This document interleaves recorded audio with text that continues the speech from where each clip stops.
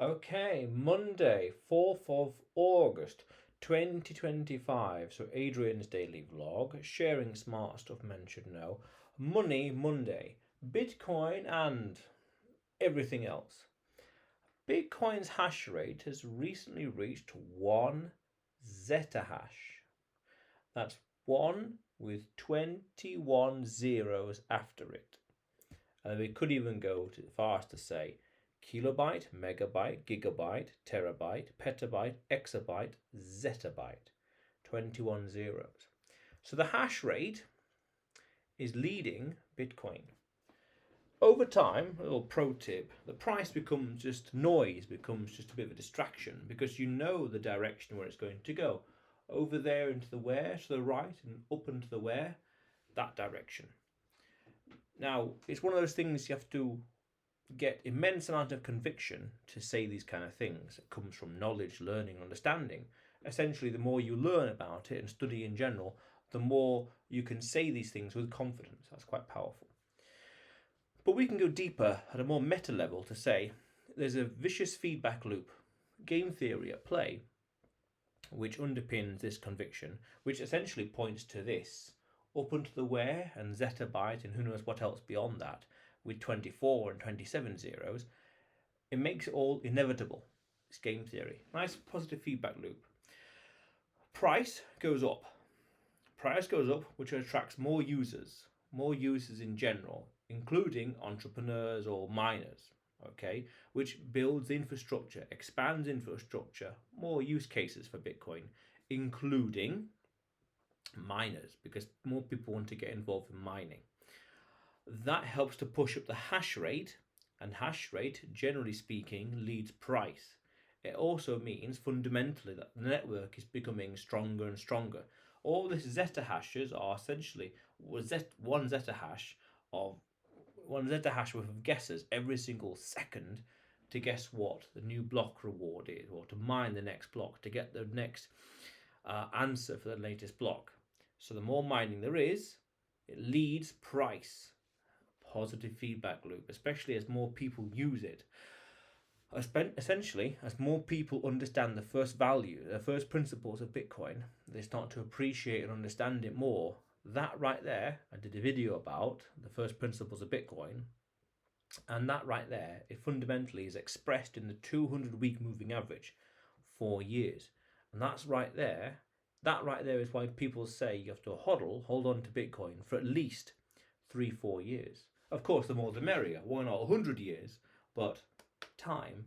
But if we're going to say a good rule of thumb, a good heuristic, 3-4 years plus, because that 200-week moving average, this flywheel, this positive feedback loop, eclipses the price at which you purchased it at. Meaning, at a meta level, Bitcoin is inevitable.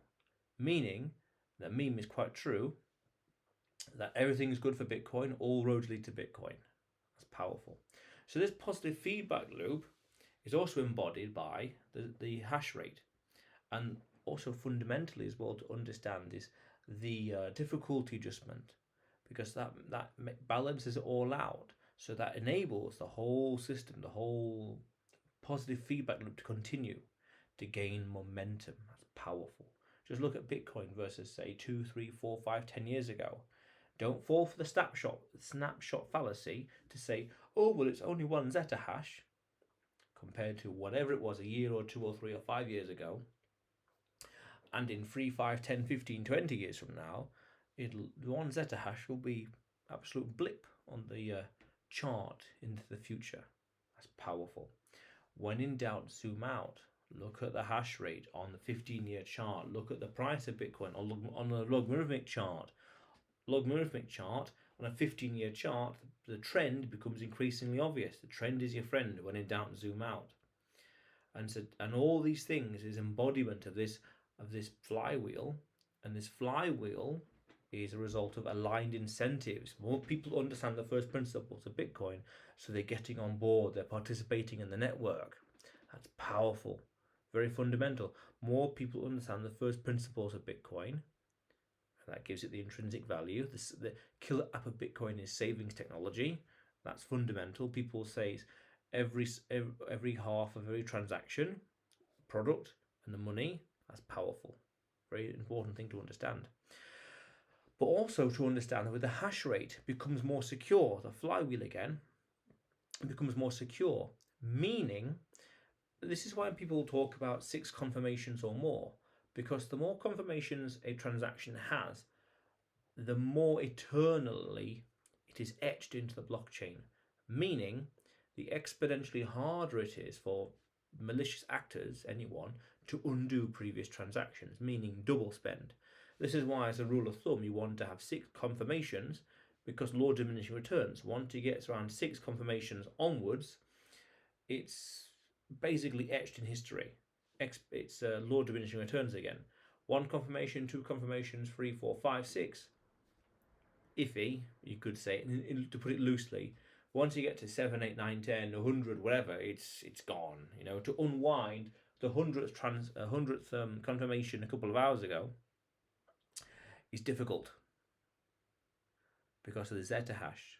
The security of the network becomes stronger and stronger because you get a 10-minute window to undo the current block, but then because that 10 minutes is gone, 10 minutes, you would then have to do the next one and the next and the next and the next. So you'd have to do 100 or so in 10 minutes. But if you can't even do one in 10 minutes, then 100 is near impossible, basically impossible. But then another block is going to be added before you can hack that block. And that's the thing. Before you can successfully hack the current block to do a double spend, to hack the system, break the code, let's say, you have to do it before the next block is mined, 10 minutes. And you're fighting against Zetahash worth of hashing power of computers around the world. Wow. The largest distributed supercomputer in the world, and you get a 10-minute window to undo the entire thing, by definition, until the next block comes along, and you have to undo that one. That's powerful, very fundamental, and that gives people the confidence in a sense of, here's the history, TikTok next block, as the meme goes. Meaning Bitcoin is sound, Bitcoin is stable. 1 Bitcoin is 1 Bitcoin. Bitcoin is the true stable coin when you think about it at a real meta level. Always has, always will. So that means that the network gets stronger, gives people more conviction to build on it. They see it. There's history. How many years of proof do you want? How far back do you want to go before it increases confidence just by virtue of time? 10 years, 20 years? Well, the problem with that is if you go too far in the future, you get it becomes very sterilized, very hygienic. The investment, let's say, not exactly investment, but sort of the terminology. As more time goes by, the signal to say Bitcoin is safe, sound, secure becomes increasingly obvious. But then the reward, basically, it gets washed away because the obviousness of something increases and the return is less so. Kind of. And that's why I think in the future a lot of people would have to jump ship, would have to get involved in Bitcoin, not so much for the gains, the 10x's, the 20x's, whatever else, but to benefit from the first principles of Bitcoin, the savings technology. Money you can earn, money you can spend, apolitical, decentralized, fixed supply, censorship resistant. All these first principles to benefit from it.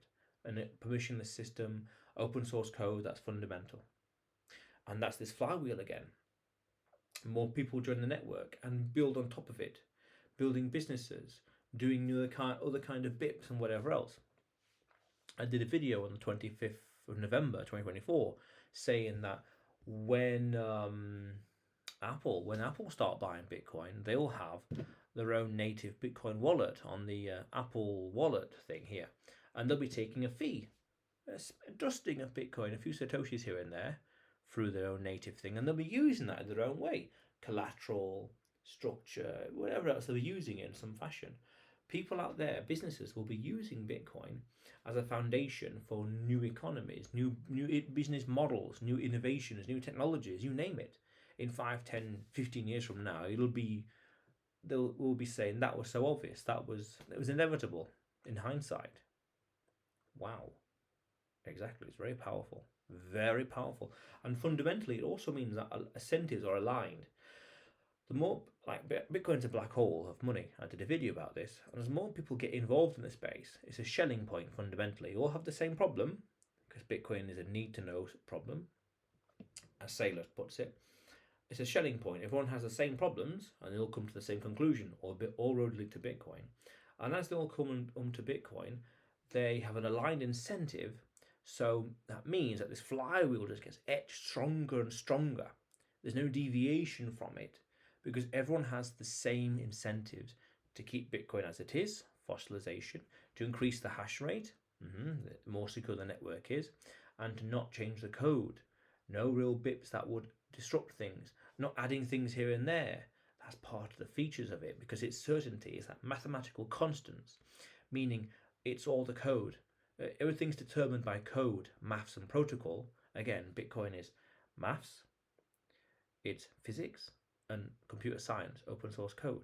The more people that get involved over time, the 200-week moving average, the more people with more people numerically, and the stronger, more energy, they'll want to keep it as it is, not to change it, not to mess with things. No hard forks, no soft forks. Keep it as it is, because more people will have an incentive not to change anything, to keep it as it is. That's powerful. Again, it's that meme. Everything is good for Bitcoin. Bitcoin's inevitable. And then you see the incentive structure. More education, more people understand the benefits of it. They get involved, they participate, the price goes up, and it spirals more and more. People tend to come for the number go up technology, NGU.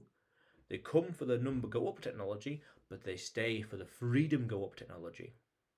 Yeah, I did a video about this as well, actually. Unexpected benefits of being on a Bitcoin standard. Powerful. Very, very powerful.